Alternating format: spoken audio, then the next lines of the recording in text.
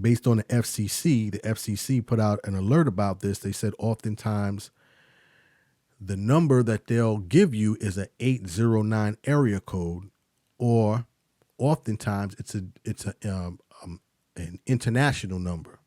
So again, I'm talking about this, and I know there might be people listening saying, "Well, this is common sense." You would be surprised how many individuals are scammed this way, and it's really because the scammers know that you're expecting these things, right? You're expecting a gift delivery or order delivery because it's the season to receive that.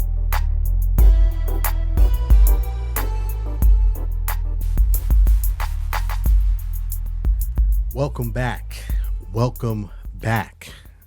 This is the People's Voice. I am Trey Evans, and I am the People's Voice. Thank you again for checking out the podcast this week. As always, it is greatly appreciated. This week, I first of all want to say thank you to everyone who has been listening to the podcast, everyone who has been checking out the podcast. As always, it's greatly appreciated. If you are first time listening, please feel free to subscribe to the podcast. You can also subscribe to the podcast on any podcast platforms as well. You can subscribe on YouTube as well, as we also are available at YouTube.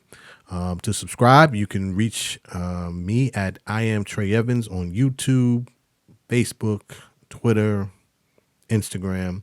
Also, Trey Be Talking is the show Instagram, and then you can reach me at Trey Evans. That's the website.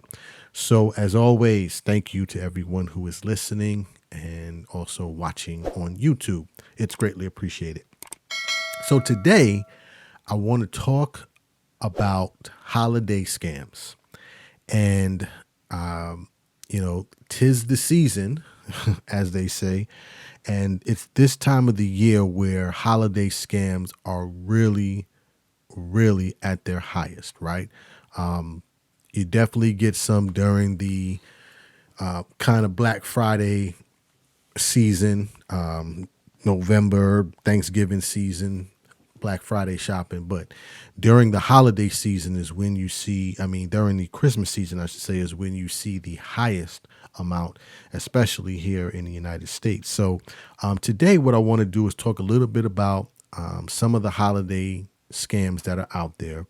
And then, of course, as always, offer some solutions and recommendations on how to avoid them. And then, of course, how to avoid them, and then what to do in case you do become a victim of a holiday scam. So I think I'll just get right into it and kind of run down the list of the scams that are most likely to occur or have been occurring during the season, and kind of break them down a little bit, give some explanations behind them, and then we'll move the conversation forward. So I got this information, as always. I did research on a couple of sites, but this particular, and regarding this particular topic, what I did was I went to Forbes.com and also to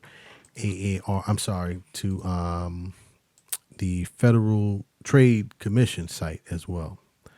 Yep, the Federal Trade Commission site, just to get information on some of the most common scams and what to do when this occurs. So going through the list, I'm just going to go through the list, and there's about 5.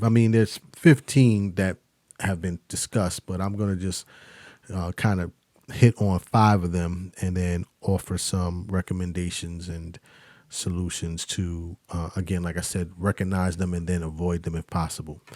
So during the holiday season, one of the biggest scams, I guess the one that's most commonly occurring, well, it's kind of 1A, 1B, but we kind of do it, 1 and 2 for this particular podcast. But charitable giving is always, on the list of scams that occur. But during the holiday season, it really um, takes off to a whole nother level. And so what happens is charitable giving scams can range anything from people, I should say organizations, sending you an email saying, hey, can you donate during the holiday season?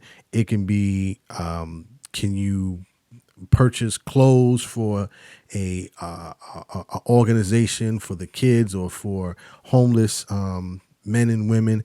I mean, it really can vary. But here, reading from the site, when it's kind of explaining what charitable scams look like, it says that the charity scams can take place online and even over the phone, because oftentimes, especially during the holiday season, people are off. You're more likely to answer your phone, and this can be over your cell phone. Most of the time, landline for still people who have landline phones. But according to the Federal Trade Commission, scammers will rush people into making a donation or trick them by thanking them for the donation they never paid and then asking for payment. So one of the scams is you might get a call from a fraudulent scammer saying that they're with the Red Cross and that they want to, thank you for your donation last month towards their organization. Sometimes, and it occurs, you may have donated and forgot, or you might have something on automatic withdrawal that you donate to a certain organization, and it just so happens that you're not really thinking about it, right? They say, thank you for your donation. Would you be interested in donating again this month? And unbeknownst to you, you offer them your credit card. They take the money out, or in worst case, they now have your information, and then they can repeat the scam over and over again. So, but during the holiday season is when this mostly occurs. I should say during the holiday season is when you see an increase of this occurring.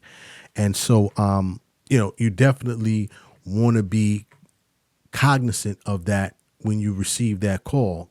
Do your research.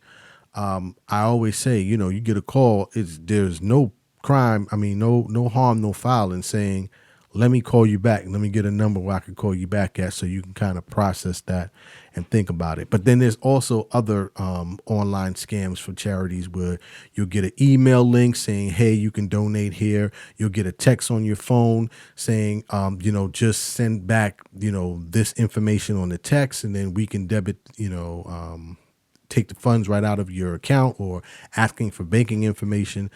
There are varying ways that this can happen, but just to be aware, during this season, charitable scams happen a lot. So do your research, ask the questions. And like I said, if someone is calling you or sending you a text message or email and you're not familiar with it, I would say ignore it, or do your own research first before you go about donating money. So one of the first scams, and kind of the top scam during the holiday season, are scams for charity or charitable scams. The second scam that occurs often during the holiday season are gift card scams. And the gift card scams have gotten more and more elaborate as time has gone on. I mean, I was just reading a story where basically what they're doing now is that they'll go into a store, they'll put a fake barcode over the back of a gift card, okay? And then what ends up happening is you grab that gift card unbeknownst, right? It might be like a game gift card for, one of the game systems or whatever. And on the back of that card, the scammers have gone into the store and put a fake barcode over the real barcode. So now when the barcode is being scanned by the cashier or the retail person at the at the store that you're at where you're purchasing the gift card, they believe that they're activating the card, right? Because the screen is basically telling them that they're activating it. When you go and say, hey, put $50 on there, put $100 on there, thinking that the money is going onto the card, what it's actually doing, it's being sent to the card that the scammer has, right? Because they basically created a fake barcode. That money is now being electronically delivered or deposited onto their card or to their account, however they have that set up. And now you've purchased this card and you basically have no money on it. You walk out the store thinking, hey, I activated it at the store. I paid the cashier. The cashier believes that it was already activated. But when you go to use it, or worst case scenario, you give it to a family member, they go to use it and they go, hey, I was trying to use the card. They said there's no money on it.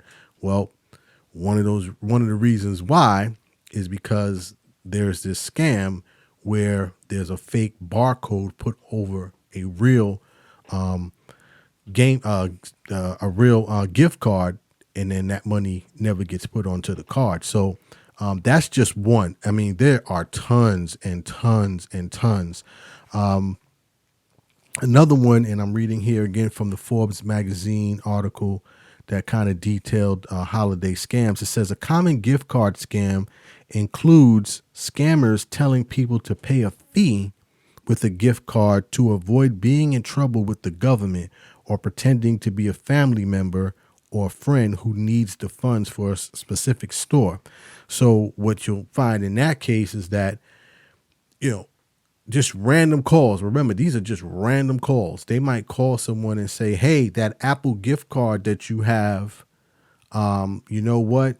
You're going to have to pay an additional fee because the government believes that it's a fraudulent card and that you're in possession of it. So you have to pay this fee, and we work for Apple or we work for the government. They'll make it legitimate. They'll legitimize it by giving you a organization that you're familiar with.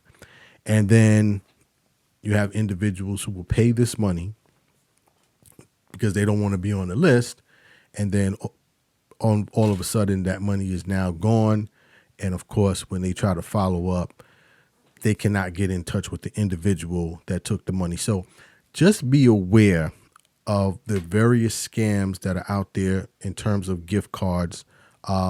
I guess in the situation of the gift card with the fake barcode, you maybe just double check before you take it up to the cashier to make sure that it's a legitimate card.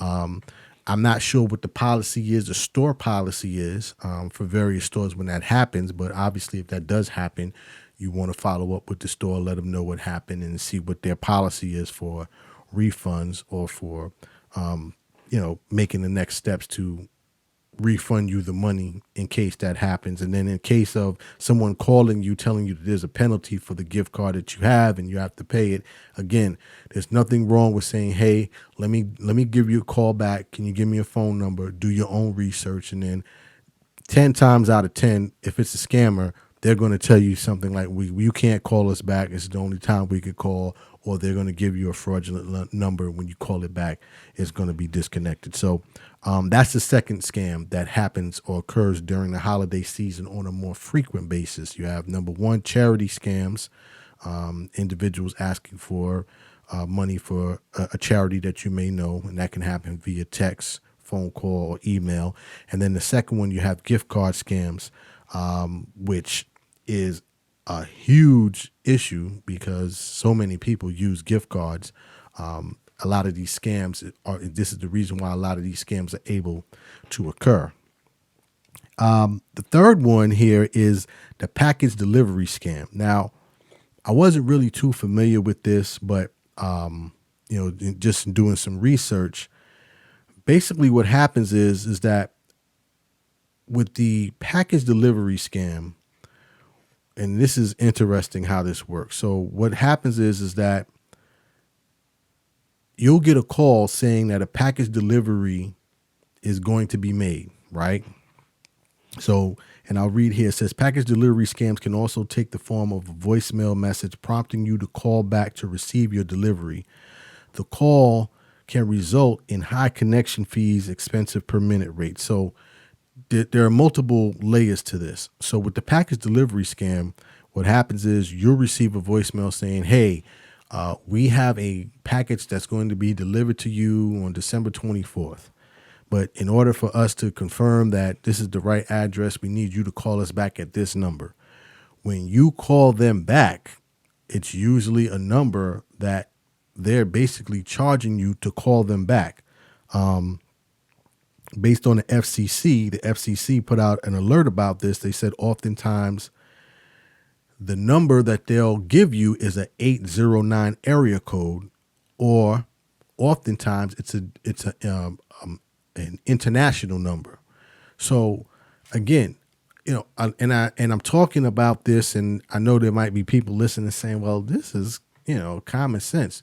You would be surprised how many individuals are scammed this way, and it's really because the scammers know that you're expecting these things, right? You're expecting a gift delivery or an order delivery because it's the season to receive that. So your defenses are not as high as they would be, let's say in July, if someone called you just random about a delivery, right? So the scammers know this. This is why they're able to get away with this, and it can lead to other fraudulent activity on your account.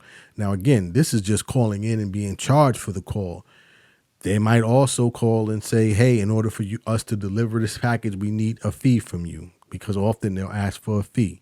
And then individuals will give a credit card, and then that one credit card fee might be recurring for 3, 4 months, or it could be a one-time fee for thousands of dollars. I mean, there are story after story after story after story about this. So, again, doing this just to alert everyone because it is the season for these scams, and so this is the purpose of the People's Voice, is to get information out, to raise awareness to some of these issues. Another thing regarding the package delivery scam, and I'm reading here again, it says text messages and calls look like they are from legitimate mail package carriers. So you might get an email or a text from something that looks like a FedEx or a UPS or Amazon. It looks authentic, right? You click that link, and then that link takes you to a site where it says, "Hey, to verify this information, please put your personal information in here." And oftentimes you put your information in, they now have your personal information, and they can start the fraud process. Or there might be malware or a malware, like you might click that link and it might be software that is automatically designed to gain authorization and access to your computer, almost it's like a virus, if you will.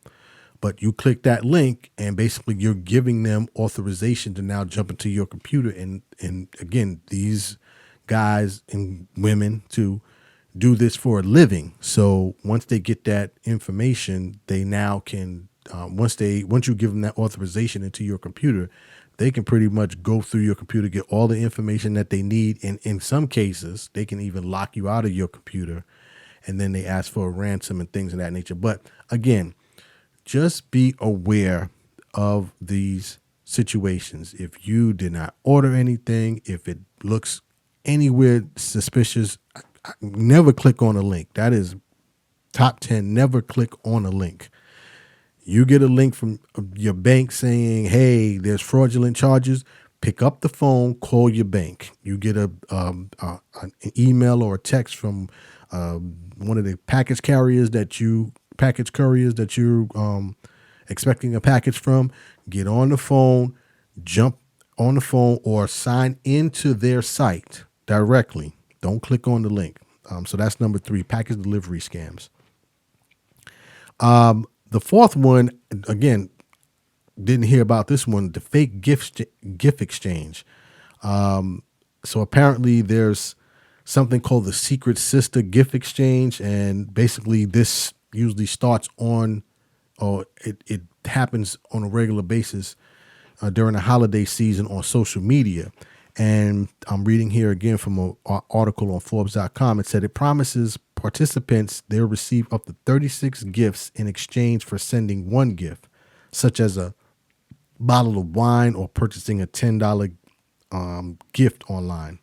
And then it says to participate, it asks you to provide your name, address, and information about your friends. Now, of course, this sounds intriguing. Hey, I paid $10. I'm going to get 36 gifts. This might be a good idea. Person clicks this link. They send the information. Once you send the information, you know what happens next. I mean, I don't have to keep repeating this over and over again. But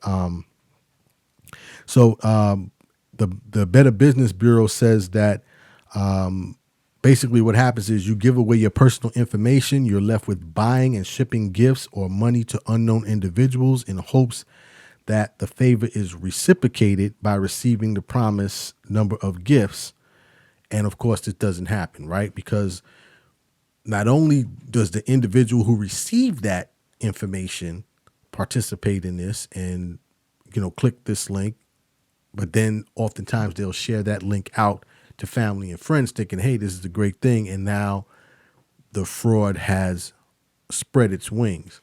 And interestingly enough, on social media, when this is occurring, oftentimes when you hear about these scams, or at least I should say when I did, I'm thinking, well, this got to be, people who are, up in age or much older, right? And, maybe they're not as savvy technology wise.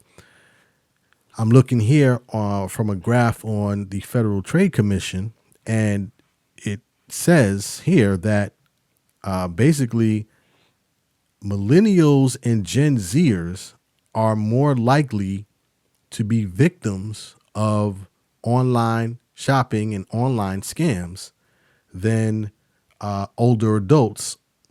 And it has a graph here, and it's kind of showing, some of the losses that were reported in 2021. And literally, online shopping scams for individuals between 18 and 59, 86% were more likely to occur in that age range compared to adults that were 60 years or older. So, this is not a situation where it's like, hey, let me tell grandma, let me tell mom, so, they don't get scammed. It's much younger generations are getting scammed when these occur. So just thought that was very interesting. But that was number 4, the fake gift exchange. It's called the Secret Sister, or one of them, I should say, is the Secret Sister Gift Exchange. And basically it's a link or a social media site that says, hey, if you buy one gift online, we're going to send 36, ask you for your information, ask for information for your family and friends.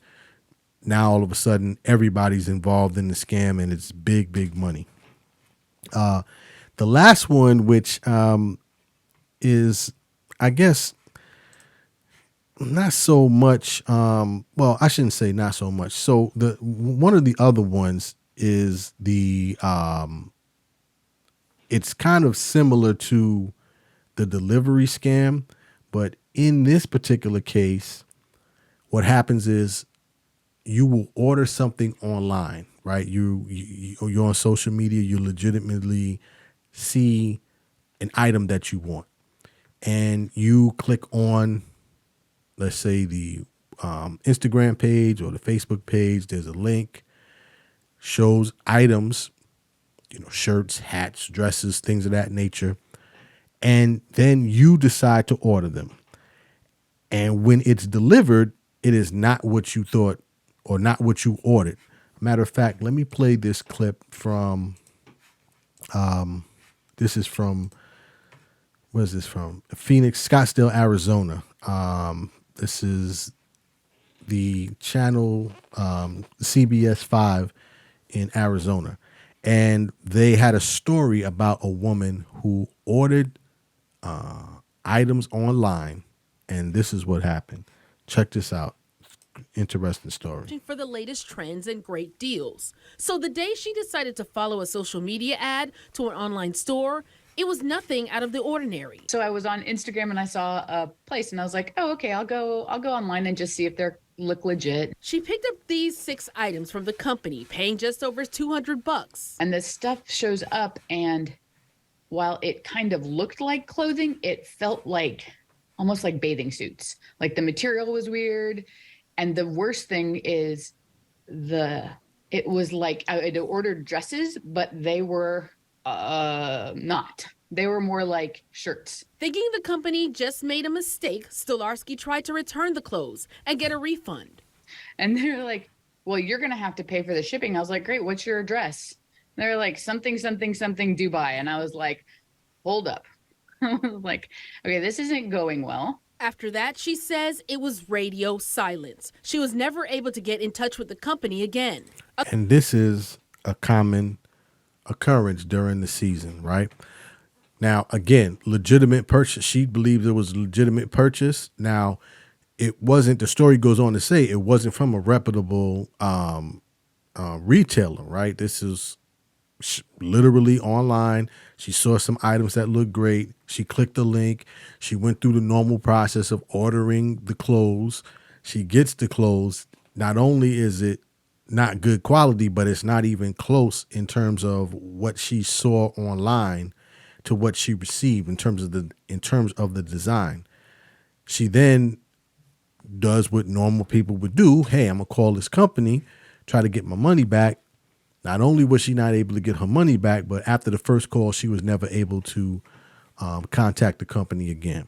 So again, another scam that occurs, and you really just have to be super aware during this season. I know everyone wants to be able to provide gifts and to celebrate family and friends, but be careful to avoid these type of scams. So just to recap again, so we had the basically the top 5 scams. Number 1, you had charity scams. This is when charitable, you get scammers that send you information saying, hey, can you donate to a charity of your choice? And oftentimes the link or the phone call that you receive is a fraud. So do your research before you donate. Number 2, gift card scams. Like I said, there's multiple gift card scams that you want to be aware of, especially the ones where they call you and say, hey, you got to pay a penalty for the gift card that you have, or also the fake barcode on the back. You want to do your due diligence. Package delivery scams, just like you heard here, this is basically a package delivery scam, but just another version of it, because in this last piece that I played, the customer actually got product, but it just wasn't what she ordered. So package delivery scams is number 3. You want to be aware of that. You receive a call saying, hey, call us back because we have a package delivery for you. We want to confirm your information. If you don't recognize the number, don't call the number back. Call the retailer that you ordered it from or that you're expecting it from. Sign into that site directly. Do not click on links. Do not call back numbers that you're not familiar with. And then number 4 or number 5, I should say, the fake gift exchange, which is called a secret sister. Don't click on it. You click on a web page that says, hey, or you click on an Instagram page, Facebook page, Twitter page that says, hey, click here. You can buy a $10 gift and we'll send you 36 gifts. We just need your friends and family information and your information. Don't do it. Don't click on it. Just move past it so you can avoid being scammed. Now, I kind of talked already a little bit about what to do to kind of avoid this, but just kind of going through some of the recommendations. This is from the FBI.gov. Again, it says practice good cyber security hygiene. Like I said before, don't click on any emails or links or social media platforms that you're not familiar with. Know who you're buying from and you're selling, or know who you're buying from Or in the case if you're selling anything, you definitely want to do your research. Like I said before, go directly to the site for the manufacturer or for the company that you're working with. Don't click on any links again. And be careful how you pay. Another big thing that I didn't cover is that oftentimes not only will they ask for credit card, but they'll ask, can you wire the money? And that's another red flag. If someone says, hey, can you wire me X amount of dollars? They want to avoid basically the trace of that. So no, don't wire money. Again, ask as many questions as possible. My number one recommendation is let me call you back, or don't answer the emails or links that you receive via text, especially if it's from anywhere that you don't recognize. And then, of course, monitor the shipping process.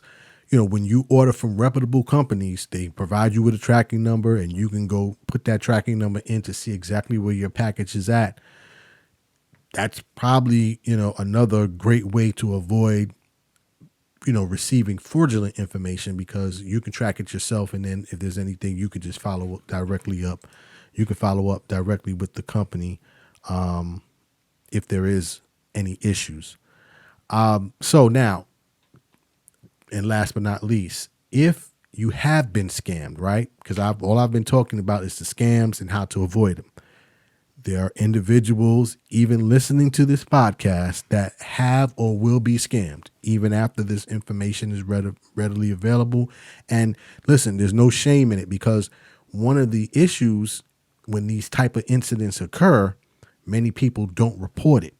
And so a lot of this information gets underreported because information is not being reported when it occurs, because people feel embarrassed, dejected, things of that nature. So you want to make sure that if this happens, definitely report it. But one of the first things that's recommended is that contact your bank immediately.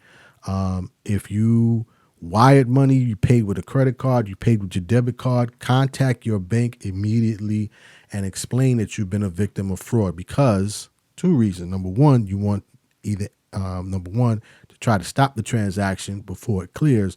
Number two, you want to cover yourself from any liability, because if you are a victim of fraud and you don't report it, that weighs heavily on the decision to whether or not you will get your money back and any other further steps. So immediately, if this does happen to you and it doesn't feel right in your stomach, and oftentimes it doesn't feel right, contact your bank immediately to explain what the situation is, so they can maybe stop the payment from going through, or they can basically follow up, and so that you're not liable for the transaction. Number two, file a complaint with the Federal Trade Commission. Again, a lot of this information that I got was from the Federal Trade Commission. This helps not only to have it reported, not only to help you, but also to protect other victims from having this same thing happen. Because like I said, oftentimes this is underreported, and recognizing what scams and getting that information out is really dependent on people reporting the information. So this information can be disseminated, kind of like what we're doing today. And then it's also recommended to freeze all your credit reports. Freeze all of your credit reporting access. So you can do this through any of the companies, Experian, TransUnion, and I always forget the third one, but you can call the credit reporting companies directly, explain that you've been a victim of fraud, and you can have you can have your credit report or your credit account frozen. I'll read directly here from the site. It says, if your identifying information has been stolen as part of a scam, freeze your credit reports immediately. Doing so is free, and potential creditors won't be able to access information required to approve new credit loans, but it will prevent scammers from opening up new accounts. So, and again, That's key information. If this happens and when you call the credit reporting bureaus, this is a free service, so you should not be charged. But again, contact them directly. Say, hey, I've been a victim of fraud. I want to freeze my credit reports. This is to ensure that no one else can open up accounts in your name until you can get the information or you can get the situation resolved. So that's basically what I wanted to cover today. It is imperative that during this season, enjoy family, enjoy friends, things of that nature, but please be aware of please be aware of any information that's sent to you unsolicited. Do your due diligence to follow up and take the time. I'll have to call you back.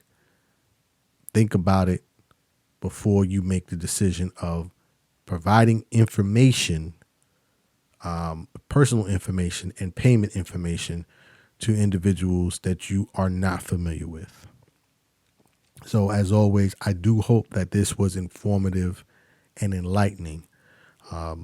If you want to further look into this, I would recommend going to the FTC, the Federal Trade Communication site. They have a ton of information on this. You could also go to your BBB, Better Business Bureau site to research some of the scams and some of the companies that have been listed as scammers.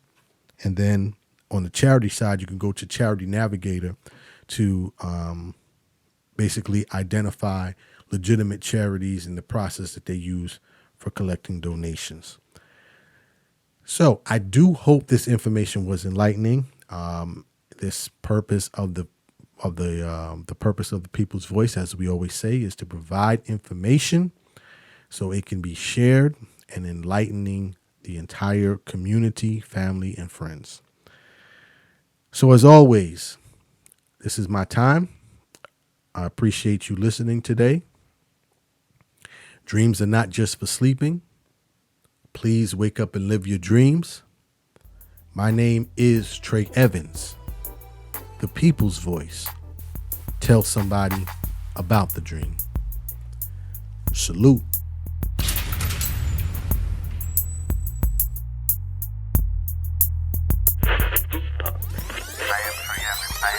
The People's Voice.